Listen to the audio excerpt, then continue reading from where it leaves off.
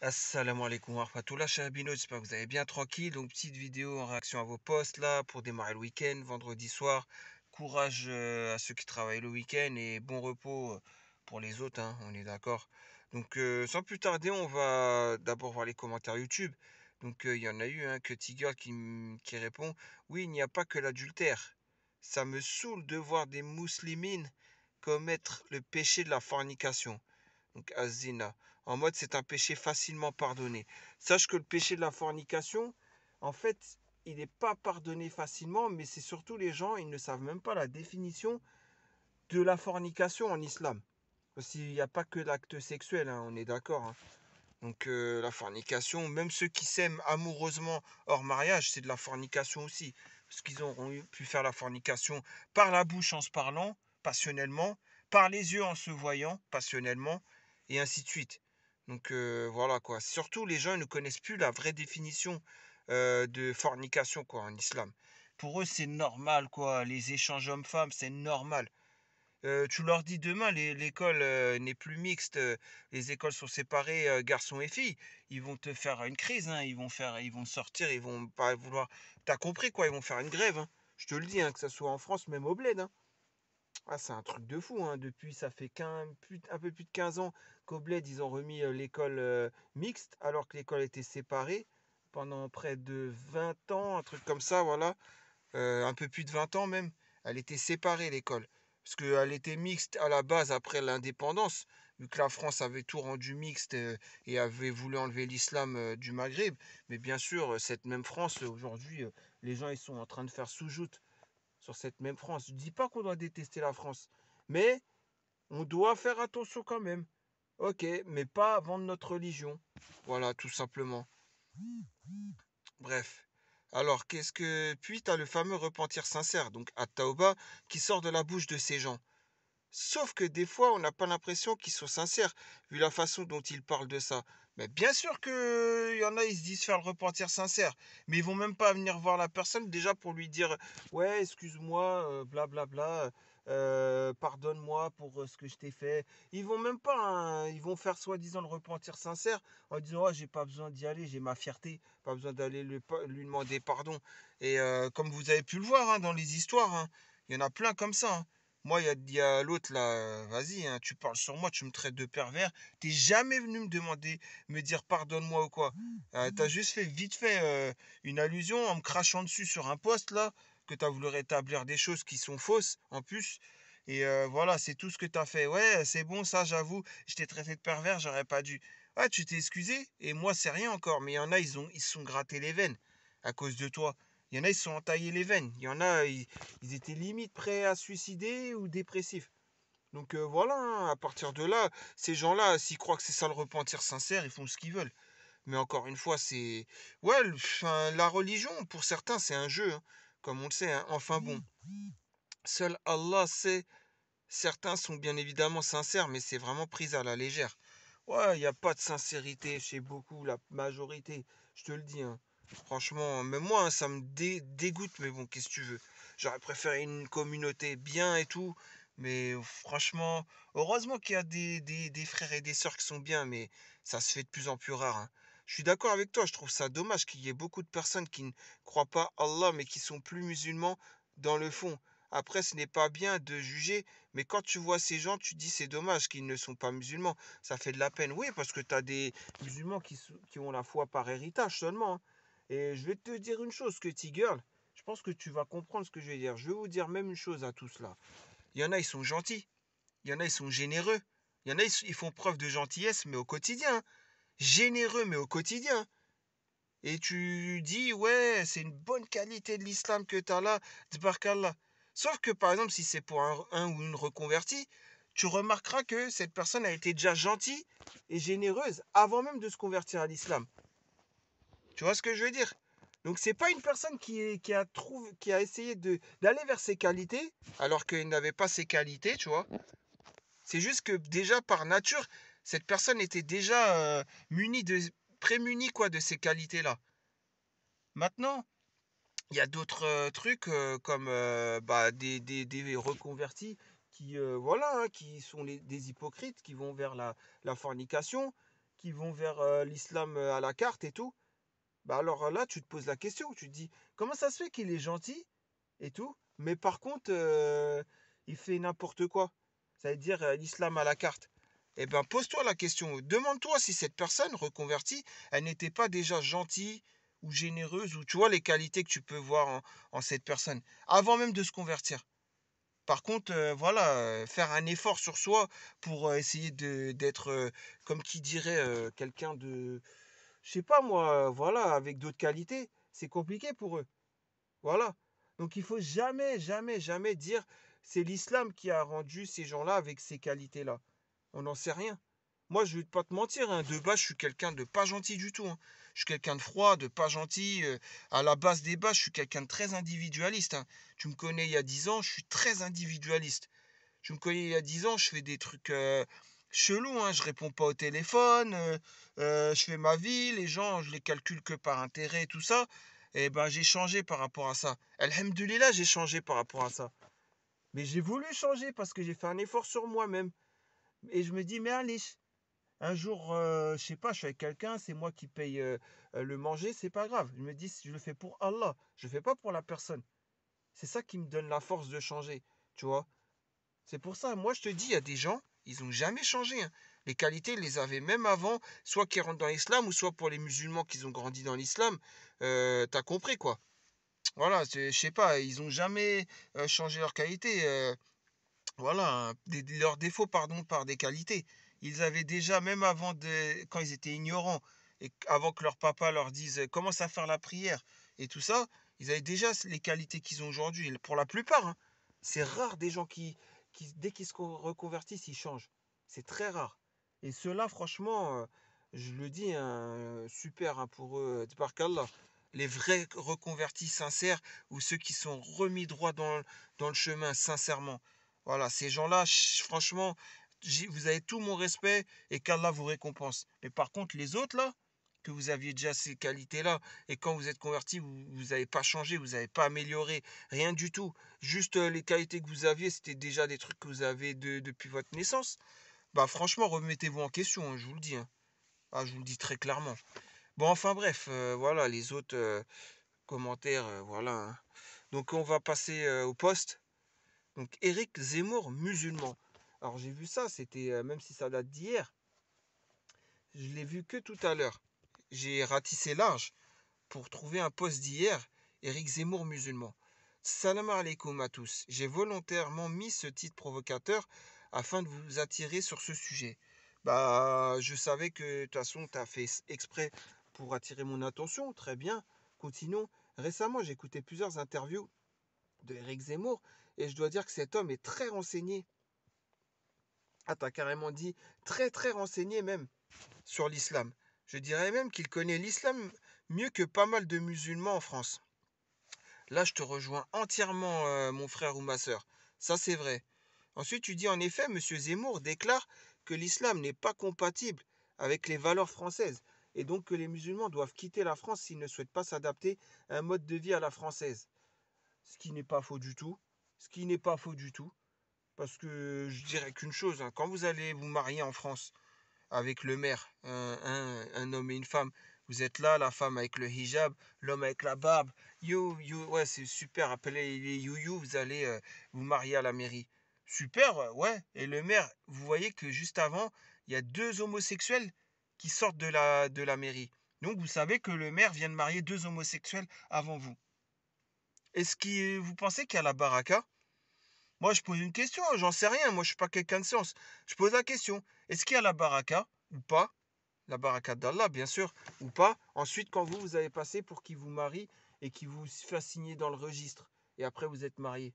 Je sais pas, hein, je pose la question, hein, c'est tout. La réponse, je l'ai pas. Je suis pas quelqu'un de science. Moi, c'est une question que je pose, et ça mérite réflexion. Vous croyez pas? Après, vous allez dire, ouais, mais dans ces cas-là, on fait que le mariage religieux, on fait que la fatha et tout.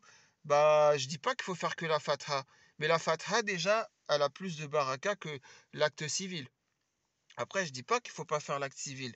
Mais je sais pas, j'aurais peur, moi. Je sais pas si le maire, il vient de marier deux homosexuels. Après, il peut nous marier. un homme et la femme musulmans, quoi. J'en sais rien, en fait. Ça, c'est une question que je me pose. Donc, bien sûr que par rapport à ça, Éric Zemmour, il a totalement raison. Mais les gens, tu crois pourquoi ils veulent rester en France, Ricano? Ou pourquoi ils veulent venir en France? Halaga, ça veut dire quoi? Hein, venir en bateau, tout ça. Hein, les gens? Mais pourquoi ils viennent dans la malle? Vous savez très bien, hein, qu'est-ce qui se passe. Bon, ça se fait de moins en moins aujourd'hui parce que maintenant il y a le scanner et tout. Mais quand c'est dans la malle, vous arrivez à aller, on va dire, à Melilla ou à Nador, ou là, à jamais de le nouveau port, ou ce que vous voulez, quoi. Vous arrivez là-bas en voiture. Vous savez très bien comment ça se passe. Vous mettez dans la malle la personne, vous l'enroulez dans le sijada, en espérant après vous faites Doha pour que la personne puisse passer. Donc vous faites des invocations pour qu'une personne puisse quitter un endroit où il y a la danne pour aller vers l'Occident, l'Europe, l'espace Schengen. Franchement, c'est pas trop contradictoire. Je pose la question, hein, j'en sais rien moi. Mais bon, pour moi, c'est de la contradiction quand même. Bon, là n'est pas le problème. Après, une fois que la personne elle est en Europe, qu'est-ce qu'elle va faire? Ouais, on va dire, elle s'est couper les cheveux, la personne. Donc, elle va faire coiffeur. Les coiffeurs des Arabes, c'est 10 euros la coupe. On est d'accord? Donc, le propriétaire du salon de coiffeur, il va demander 70%. Donc, il va prendre 7 euros. Et le sans-papier, il va prendre 3 euros par coupe. Ouais, à la fin de la journée, la personne, elle aura fait 30 clients. 30 fois 3, allez, 90 euros. Ouais, super, elle travaille 6 jours sur 7. Vous avez très bien compris. Ouais, elle va mettre l'argent de côté, tout ça. Vous allez dire, ouais, c'est mieux parce qu'au bled, sinon il aurait fait dans le bâtiment, ou même le coiffeur, c'est 40 dirhams la coupe, 4 euros. Et il va pas faire bien l'argent. D'accord? Mais après, en France, sans papier, c'est bloqué, non? La personne reste bloquée. Tout ça, qu'est-ce qu'elle va faire? Oh, en espérant qu'il trouve. Comment on dit? Roumia, c'est ça? Un Roumia, c'est ça? Vous savez très bien de quoi je parle, ces femmes-là que beaucoup cherchent pour avoir les papiers. Marier avec et avoir les papiers. On va dire la femme, la Roumia, elle est belle, et, elle est gentille, tout ça, ok, il va rester marié avec. Mais c'est quand même un mariage par intérêt. Voilà. Et la différence de culture. Bah en fait, quand on est en France, je vais vous le dire, hein, quand on est né en France et qu'on grandit en France, on a l'arabe, on a l'arabe littéraire, on a l'oral arabia, on a l'écriture de l'arabe, on a l'habitude d'entendre l'azan, on connaît les al-adiyat, les invocations al-adiyat, on les connaît ou pas? Moi, je pose la question, hein. Alors qu'au bled, même celui qui boit là, qui prend le shrab, qui fume, zetla, tout ça, qui se lève à midi, voilà, même lui il connaît les doigts, le doigt ou les hadiyat, quoi, il les connaît bien. Et vous savez très bien de quoi je parle. Hein, les fins quand on est dans une jamaat, il connaît dans une jamaat, quoi, il connaît très bien la- la- l'invocation à dire à la fin, etc., etc. Vous voyez ce que je veux dire? N'est-ce pas mieux? Je sais pas, hein, je pose la question. Et pourquoi quitter un pays que eux-mêmes les gens peuvent reconstruire?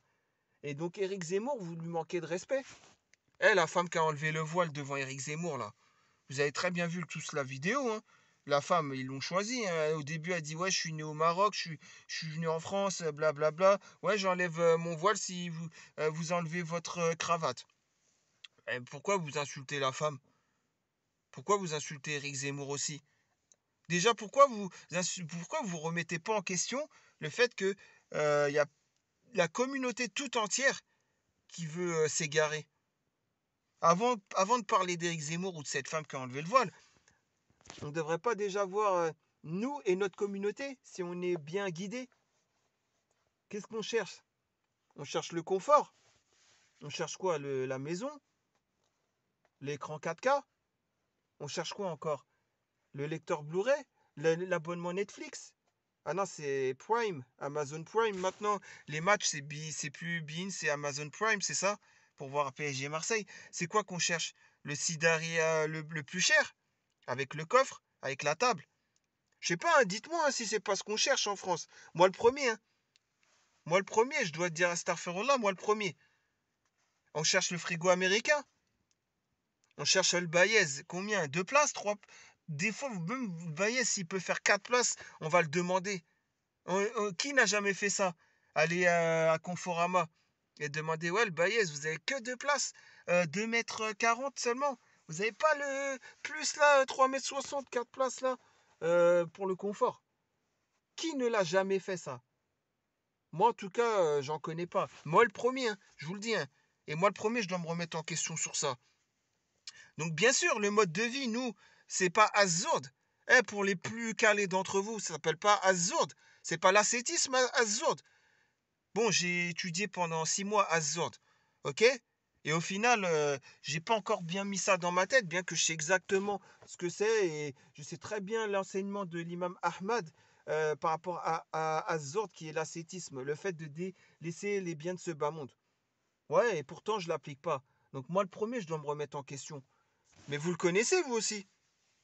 Et pour ceux qui le connaissent pas, si vous étiez au bled, peut-être que vous le connaîtriez. Mais bon, après, il y a ceux qui font semblant de ne pas le connaître aussi. Donc tout ça, nous, est-ce que le mode de vie français, ça concorde avec les enseignements de l'islam qu'on doit avoir? Moi, je pose la question, hein. Moi, c'est tout, hein. Donc, est-ce que Éric Zemmour n'aurait pas raison? Pas dans un sens, dans tous les sens. Est-ce qu'il n'aurait pas raison? Vous voyez ce que je veux dire? Ce que je veux dire, pardon. Donc, Éric Zemmour insulte donc les musulmans, incite, pardon, donc les musulmans à suivre, bien sûr, à suivre les savants de l'islam. Et on dit pas Mashallah, on dit Tbarkallah, la Ibérik, Allahumma Bérik, ce que tu veux, mais tu dis pas Mashallah, ça n'existe pas en islam. Donc moi je pose la question, hein. Il déclare aussi que les musulmans pratiquants, leur mode de vie est dicté en priorité par le Coran et non par les lois françaises. Bah bien sûr, bien sûr.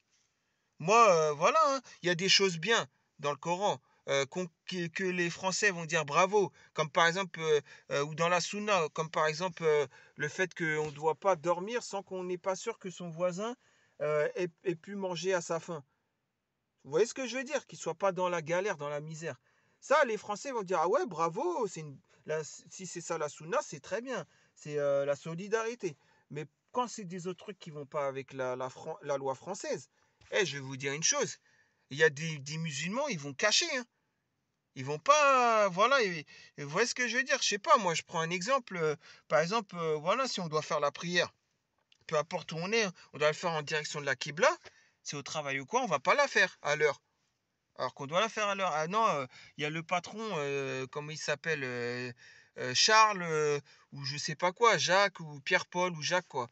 Ouais, c'est le patron là d'une entreprise. Ouais, bah lui, il doit nous. Vous voyez ce que je veux dire? Il nous surveille. Donc on va pas faire la prière à l'heure. Parce que là, par contre, c'est plus comme la sunna du voisin qu'on doit prendre soin de lui. Là, c'est autre chose. Et là, on sera mal vu. Est-ce qu'on a peur d'Allah vraiment, ou est-ce qu'on a peur de l'être humain? Après, ils vont dire sur ceux qui sont sur titre de séjour d'1 an, 2 ans ou 10 ans, ils vont dire ouais, mon titre de séjour il va sauter. Ouais, donc tu vas délaisser ta prière à l'heure pour un titre de séjour qui risque de sauter. Tu fais pas confiance tu places pas ta confiance en Allah Zawajel. Après, voilà, hein, moi c'est des simples réflexions que je me fais, hein. Je parle de la prière, mais je peux parler de plein d'autres choses. Il y en a même, ils disent je me rase, la barbe, je la laisserai pousser un jour ou l'autre. Quand ça, un jour ou l'autre, tu sais quand tu vas mourir, toi? Pour dire ça? La barbe, ah ouais, mais non, mais si je la laisse pousser, en gros, si je la laisse pousser, mon patron, il va mal me voir après. Ouais, mais la barbe, c'est une sunna. Donc vas-y, rase-la, il n'y a pas de problème. Tu rases ta sunna, tu enlèves ta sunna parce que tu as peur de ton patron ou tu as peur du regard de l'autre. Bah franchement, bravo, hein. Dans ces cas-là, si vous vous sentez embêté par supérieur, vous avez qu'à faire une autre sunna. Ouais, vas-y, il y a des gens, vous les connaissez mieux que moi, ces sunnas. Je vais vous dire une sunna. C'est pas Omar ibn al-Khattab qui disait, Sidney Omar, il disait pas, ne laissez pas quelqu'un de pas croyant embaucher un musulman. Je sais pas, hein, c'est une sunna, non ou pas? Moi, je la connais, cette sunna. Je l'ai apprise en 2013, pour pas vous mentir. Bah voilà. Et pourtant, moi, mon patron, il est même pas musulman. Mais moi, je fais ce que je veux. Je laisse ma barbe. Il est où le problème? Moi, s'il y a un problème, il me le dit. Je dis, ok, y a pas si pour vous c'est un problème, je préfère que on trouve un arrangement parce que moi, je l'enlèverai pas, la barbe. Fin de l'histoire. Vous voyez ce que je veux dire? Et les gens, ils sont là, ouais, blablabla. Franchement, faut placer sa confiance en Allah. Donc, bien sûr que Éric Zemmour, il a raison. Et pour les femmes voilées, faites comment? Comme l'autre là qui fait des rappels sur le forum et qui, dès qu'elle va au travail, elle retire son voile. Elle fait des très beaux rappels, hein, Qu'Allah. Mais malheureusement, quand elle va au travail, elle retire son voile. Je vais pas la blâmer elle par rapport à ça. Je vais blâmer plutôt pourquoi il n'y a pas des musulmans qui ont créé des entreprises pour les sœurs, pour les embaucher, les sœurs voilées. Comme ça, elles sont pas obligées d'aller enlever leur voile et tout. Mais bien sûr, Éric Zemmour, en tout cas, il a entièrement raison. Et quand il parle de changer le prénom, maintenant vous appellerez plus Mohamed ou la Ahmed ou la Kamel ou la je sais pas quoi. Maintenant vous allez vous appeler Michel, Jacques, Jean-Paul, Richard. Voilà, vous êtes obligé de changer. Et vous allez faire quoi s'il est élu président? On va voir. Moi, franchement, s'il est élu président, moi, ça change rien. Parce que moi, j'ai un prénom français, bien que je m'appelle Mohamed, mais enfin, français non, puisqu'il est un prénom, il est anglo-saxon, enfin américain, le prénom que j'ai. Donc, mais il va pas me demander de le changer. Mais les gens pourront toujours continuer à m'appeler Mohamed. Ah, Mohamed. Voilà, ils vont m'appeler comme ça. D'accord? Mais vous, j'aimerais bien vous voir quand on va vous dire tu t'appelles Kamel, tu t'appelles Mohamed, tu t'appelles. Mais sur toi, pièce d'identité, hein. Et comment tu vas faire? Est-ce que tu vas changer ton prénom ou est-ce que tu vas partir? Ne serait-ce qu'aller en Belgique ou la Hollanda ou la. Je sais pas moi. On verra bien.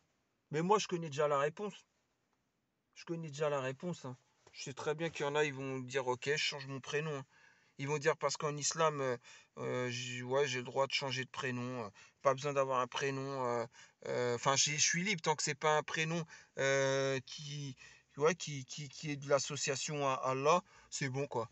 Je connais hein, déjà. Et vous n'avez pas honte. Par exemple, Kamel, c'est pas le nom de Mohamed. Ahmed, c'est pas le nom de Mohamed. Mustapha, c'est pas le nom de Mohamed. C'est pas le nom de notre prophète, alayhi salatu wassalam. Ça en fait pas partie des 99 noms du prophète alayhi salatu wassalam, tous ces prénoms. Et vous voudriez le changer. Et les sœurs, ah, tu t'appelles Aïcha, ben maintenant tu vas t'appeler autrement. Aïcha, c'est pas un prénom digne par rapport aux femmes de l'islam. Ouais, vous voyez ce que je veux dire? Donc, ouais, je voulais faire ce post parce que franchement, je comprends pas en fait. Qu'est-ce que vous cherchez?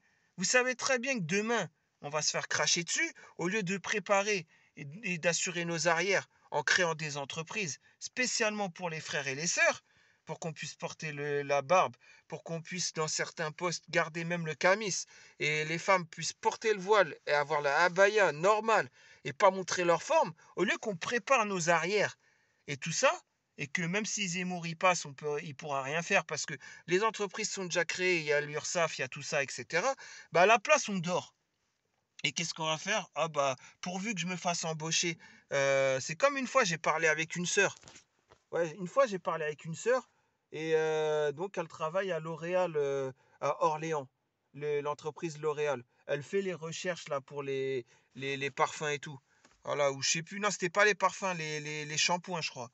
Bref, elle est dans tout ça. Et voilà, elle doit enlever le voile quand elle arrive là-bas. Et pourtant, elle dit, moi, je suis salafia. Bon, moi, je me revendique juste de la sunna, hein. Mais bien sûr, elle a dit, moi, je suis salafia. Je fais, mais pourquoi tu enlèves ton voile?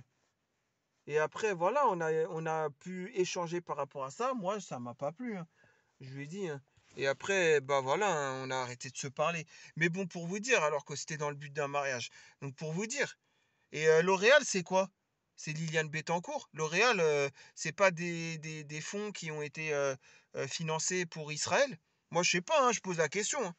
Donc à partir de là, tous les principes s'effritent à partir du moment où il y a un salaire, il y a une indépendance, etc., etc. Là, je vous le dis, hein. Donc à partir de là, moi, je suis ni zémourien ni anti-zémourien. Mais je comprends très bien Zemmour, qu'est-ce qu'il fait, à quel jeu il joue. Et moi, ça me permet de voir la communauté, comment elle réagit. Et on va voir. Est-ce que vous y êtes prêts à cela? Est-ce que vous êtes prêts? Parce que dans les années à venir, est-ce que vous êtes prêts à voir dans l'Assemblée nationale des gens avec la pensée de Zemmour ou de Marine Le Pen? Parce que ça va arriver de plus en plus, hein, je vous le dis, hein. Est-ce que vous êtes prêts à ce que c'est plus 2010 l'affiche au café du coin où il y a marqué la République se vit à visage découvert, hein. Là, il n'est plus question d'interdire le niqab. Là, ça va être interdire carrément tout ce qui peut nous faire dire qu'on est musulman, quoi. Donc le prénom, voilà, hein, limite, ouais. J'aimerais bien voir en tout cas la réaction de la communauté par rapport à tout ça. Qu'Allah nous guide tous sur le droit chemin et qu'il nous accorde la bonne compréhension de sa religion. Amin. Et je dirais même Allahumma amin, hein, pour tout le monde, hein, bien sûr. Voilà, donc non, bah c'était juste ça. Après, vos réponses ne m'intéressent pas en fait, parce que je connais déjà à peu près. Regarde, par exemple, elle dit, j'ai pas fini avec Zemmour.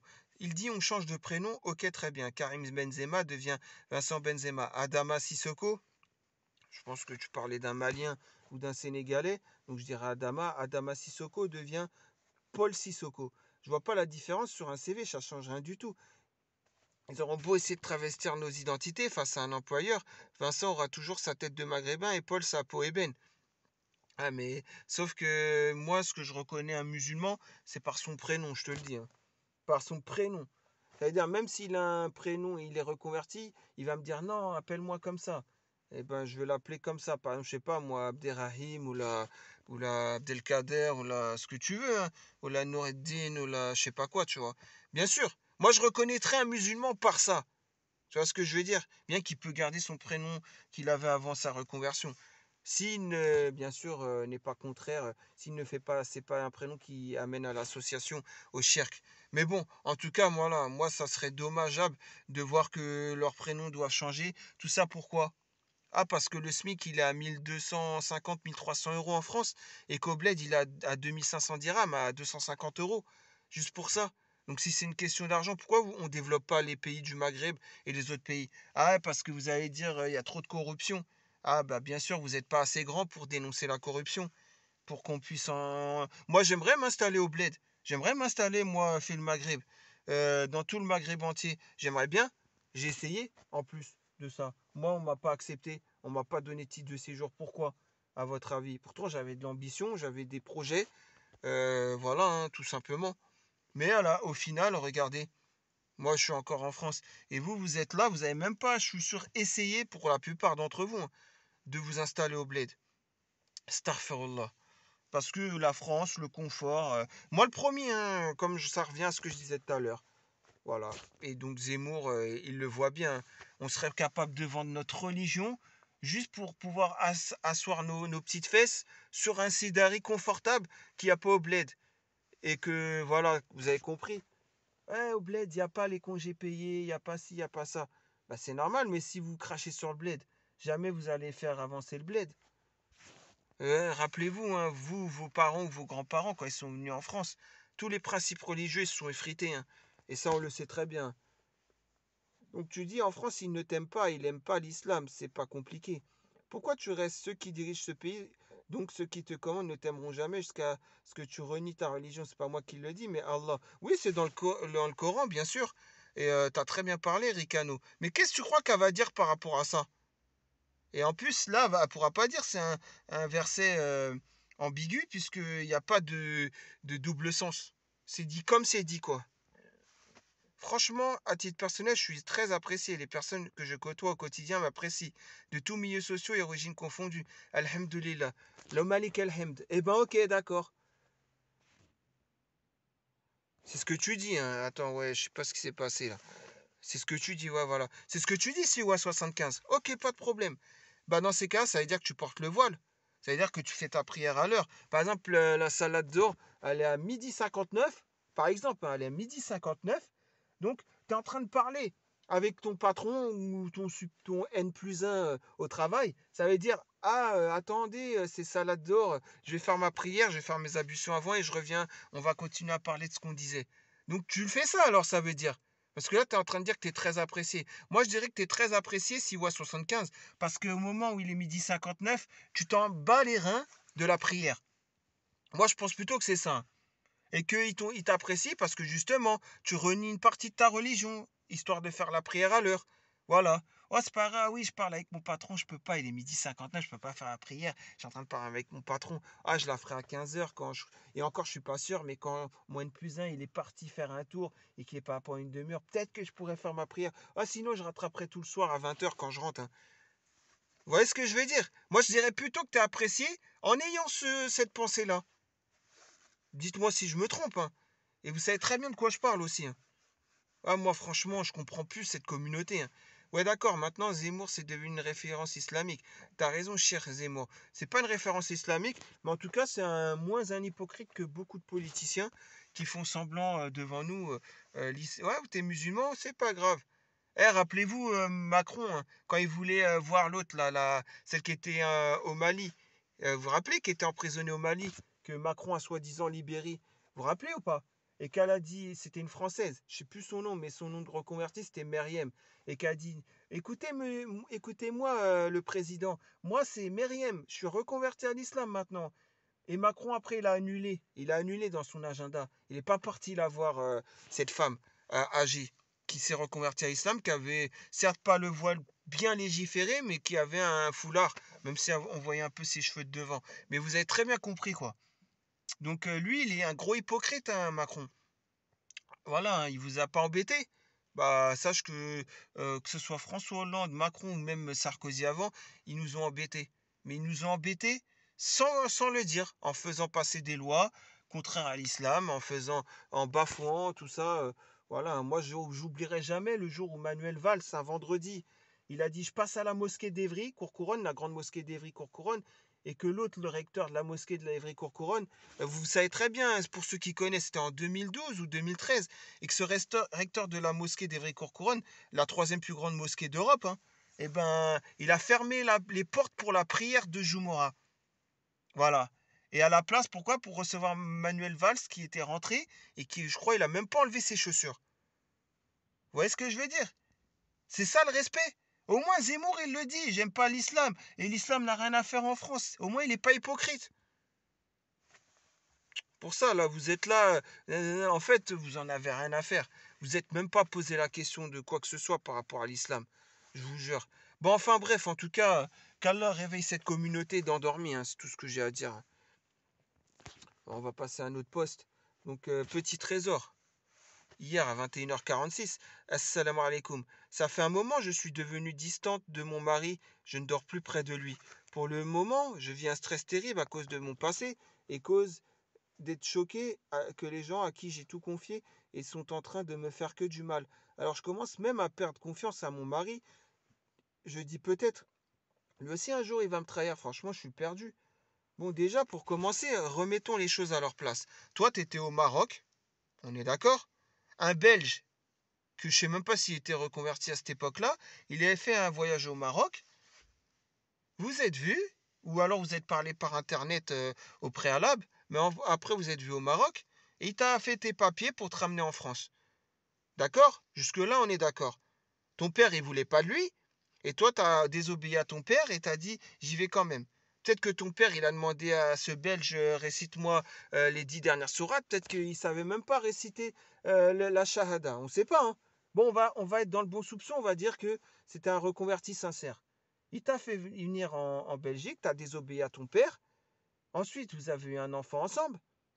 Et après, t'as inventé, t'as simulé une violence conjugale. On est d'accord? On a parlé en privé, toi et moi. Tu as inventé une violence conjugale. Tu m'as dit, c'est pas tes affaires. Quand j'ai souligné ça et que je t'ai eu dans la contradiction. D'accord? Donc, qu'est-ce qui se passe après? Donc, tu divorces. Vous avez fait un divorce à l'amiable parce que tu l'as eu à l'usure psychologiquement parlant. Et maintenant, tu dis, il veut son fils. Bah, il veut son fils. Déjà, le problème, il n'est pas là. Le problème, déjà, c'est pourquoi, quand tu as divorcé, t'es pas retourné chez ton tuteur légal de l'islam. Je t'ai pas posé la question. T'as pas su me répondre. T'as pas su me répondre. Islamiquement parlant, tu devais retourner chez ton tuteur légal de l'islam. Donc chez ton père. D'accord? Tu pouvais même pas aller voir un imam, puisque l'imam, tu leur as raconté l'histoire. Il t'aurait dit c'est toi qui es en tort. Tu sais très bien pourquoi. Et là, maintenant, tu es là, tu t'es remarié à la vite fait. Ah, j'ai oublié qu'entre-temps, il y avait ce fameux non-musulman, que tu es tombée amoureuse de lui et que les gens ils t'ont dit quand même, faut que tu arrêtes, il n'est pas musulman. Et que tu as eu du mal et que tu as quand même arrêté avec lui. Ah, j'ai oublié ça aussi. Parce que maintenant, tu n'es plus au Maroc, chez ton tuteur légal de l'islam, tu te permets mille et une choses. On est d'accord ou pas? Et maintenant, là, tu es là, ouais, maintenant, tu commences à parler en quelle langue? En cantonais ou en mandarin? Parce que je veux dire en chinois, mais il y a deux dialectes. Tu parles en quel dialecte? Parce que là, t'es en train de, t'es plus, l'islam, il est où dans tout ça? Déjà, tu dévoiles les trucs avec ton mari qu'on n'a pas à savoir. Et ouais, t'es devenu distante de ton mari carrément. C'est à se demander, tu vas faire un deuxième divorce? C'est à se demander si toi, vraiment, c'est pas toi qui as un problème. Et ton père, il te parle plus. Bah, c'est normal que ton père, il te parle plus. T'es pas revenu vers lui quand t'as divorcé. Et quand t'as voulu te marier avec le Belge, bah, c'est normal, t'as pas écouté ton père. T'as carrément craché sur ton père. Il est tout à fait normal que n'importe qui te crache dessus. N'importe qui vous crache dessus, les gens là. Normal que vous n'avez pas parlé à la personne. Même si c'est votre propre fille. Surtout des trucs comme ça qui sont, je sais pas moi, qu'on ne peut revenir en arrière, quoi. Très honnêtement, voilà, je comprends pas. Donc le mal que tu as vécu, peut-être que tu le mérites.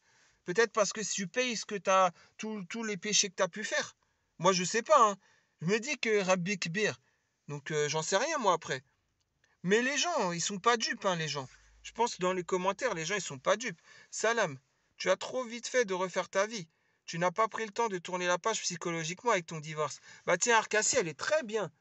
Franchement, elle a bien répondu. Est-ce elle a une meilleure qualité que moi? C'est quoi? C'est d'avoir le bon soupçon par rapport à toi et de se dire, bon, elle a divorcé, c'est vraiment son mari qui l'a frappé, quoi. C'est vraiment pas des fausses violences conjugales. Elle n'a pas fait une fausse plainte pour fausse violence conjugale avec son ex-mari en Belgique. Encore Arkassi, ça va, quoi. Elle est mieux que moi dans ça. Elle a une qualité. Mieux que moi, c'est qu'elle a le bon soupçon. Donc, qu'Allah te récompense, ma sœur, hein, par rapport à ça. Et oui, c'est vrai, elle n'a pas tourné la page psychologiquement. De toute façon, elle ne la tournera pas tant qu'elle ne parlera pas avec son père. Tant que son père, il dira, tu m'as pas écouté, maintenant tu fais n'importe quoi, je te parle pas. Tant que son père, il lui parlera pas, je pense qu'elle sera pas bien. Voilà. Ouais, je pense que tu as raison. Ouais. Vas-y. Je pense que tu as raison. Je pense que tu as raison. Ouais. Déjà, est-ce que tu te remets en question sur tout ce que tu as pu faire par le passé? euh, Petit 1, on confie jamais rien à qui que ce soit. Lorsqu'on fait des confidences, on se met à poil. On juge les gens à leur juste valeur. Si tu vois des traites de partout, c'est foutu. Autant couper tout lien social, car de toute façon, les gens se feront la malle. Donc si tu ne veux pas que ton mariage se casse la figure, il faudrait que tu reconsidères ta position par rapport à ton mari. Ouais, c'est, bah, tu connais peut-être pas son passé, c'est pour ça que tu parles comme ça. Son passé, franchement, elle le met. De toute façon, il est public son passé. Vous pouvez pas me dire que je dévoile quoi que ce soit, c'est public son passé. Faut regarder ses anciens posts, elle met tout son historique. Elle était mariée, normal, en 2019. En 2020, elle dit, ouais, il commence à me frapper, je veux divorcer avec lui. Comme par hasard, à partir du moment où elle a eu un enfant, bien sûr. Et après, personne ne l'a souligné, mais elle devait retourner voir son père et elle l'a pas été. Et c'est pour ça que son père ne lui parle plus. Ah, franchement, la taqwa d'Allah, c'est pas tout le monde qui l'a, hein, malheureusement. Astaghfirullah. Alaykoum salam. Essaye de communiquer avec ton mari. Essayez de vous rapprocher, pas de vous éloigner. Oui, il faut faire attention à qui on se confie. Mais d'un côté, ça te permet de faire le tri. Tu vois la vraie face des gens. Peut-être devrais-tu voir un psy pour parler de tout ça. Fais du. Écoute, il y a bien 33, je vais te dire une chose. Si elle va voir un psy, ou une psy plutôt, faut pas qu'elle mente. Faut pas qu'elle use du mensonge devant la psy. Sinon, les consultations ne servent à rien. Oui, les consultations ne servent à rien. Bon, je sais pas si elle le fera, hein, je vous le dis, hein. Je suis déjà chez un psychologue. Mon mari, il ne communique pas. Je trouve ça l'arrange aussi comme ça. Ouais, vas-y. Ne gâche pas ton couple pour des trahisons passées. Discute avec ton mari et va voir un professionnel si tu as besoin. Sauf que tu sais pas si c'est elle qui a trahi ou si c'est son ex-mari, reconverti belge, qui s'est fait trahir par elle. Hein, ça, on n'en sait rien, ça. On ne sait pas qui a trahi qui. Déjà, elle a trahi son père. Donc les trahisons passées, c'est elle qui en a fait. Par contre, ce qui est sûr, c'est qu'elle a trahi son père. Et ses grands frères si elle en a au bled. Parce que ses grands frères aussi auraient pu être ses tuteurs légaux de l'islam. Donc déjà, elle a trahi son père et ses grands frères. Déjà. Donc les trahisons passées, elle en a fait. Bref, j'ai d'autres posts auxquels je veux réagir. Je vais faire une deuxième partie de vidéo tout simplement. Ça va faire une vidéo trop longue sinon. Bah, je vous dis à toutes, Inch'Allah, pour réaction. D'autres posts, Inch'Allah. Mais en tout cas, ouais, pour finir, petit trésor, remets-toi en question, hein, je te le dis, hein. Remets-toi énormément en question, hein. Parce que là, tu vas vivre ton deuxième divorce, je te le souhaite pas. Mais en plus de ça, tu es en Belgique, tu es en espace Schengen. Tu es content, tu as ton titre de séjour de quoi? De 10 ans grâce à l'enfant que tu as eu. Mais moi, je comprends pas les gens qui sont là encore à donner l'heure à ce genre de personnage. Moi, je peux pas ça. Moi, je peux pas, hein. Ce genre de sœur, je peux pas leur donner l'heure. Islamiquement parlant, j'ai pas le droit d'être injuste envers tout ce qu'elle peut faire, envers son père et envers le Belge reconverti qui était son ex-mari. Je me demande même si c'était pas des papiers pour elle, s'il représentait pas des papiers pour elle. Je peux me poser la question, c'est légitime. Donc à partir de là, je me demande comment vous pouvez lui donner de la force et du soutien. Je dis pas que vous devez lui cracher dessus jusqu'à ce qu'elle craque et qu'elle en vienne à pleurer ou je ne sais quoi, mais ne la calculez pas tout simplement. Ou je sais pas moi, dites-lui quand ben, c'est vous aussi, il y a un an, vous auriez dû lui dire retourne chez ton père. Alors si tu veux divorcer, il n'y a pas de problème. Avec lui, mais retourne chez ton père. Starfirullah. Après vous allez dire ouais, mais il y avait un enfant et tout. Bref, je comprends plus rien dans cette communauté. Et alors, il y a un enfant, enfant ou pas enfant, elle doit retourner chez son tuteur légal de l'islam. Ah ouais, mais elle avait déjà désobéi à son père en disant je vais me marier quand même avec lui, même si mon père n'est pas d'accord. Après, j'avoue, son père, vu que les lois au Maroc, il aurait pu serrer sa fille et lui interdire de se marier avec, mais bon, qu'est-ce que vous voulez aujourd'hui, vous savez, la Hadoul, vous lui payez 100 euros, même c'est un Français ou une Française qui connaît même pas la Shahada, qui est même pas reconvertie, juste vous lui faites passer pour un musulman, ça y est, voilà, hein, vous donnez 100 euros à l'Hadoul et il passe les fausses signatures, tout ça, avec tout ce qui va avec, hein. Donc, ouais, la corruption, comme vous dites. Bref, vas-y, deuxième partie de vidéo, Inch'Allah. Allez, salam alaikum.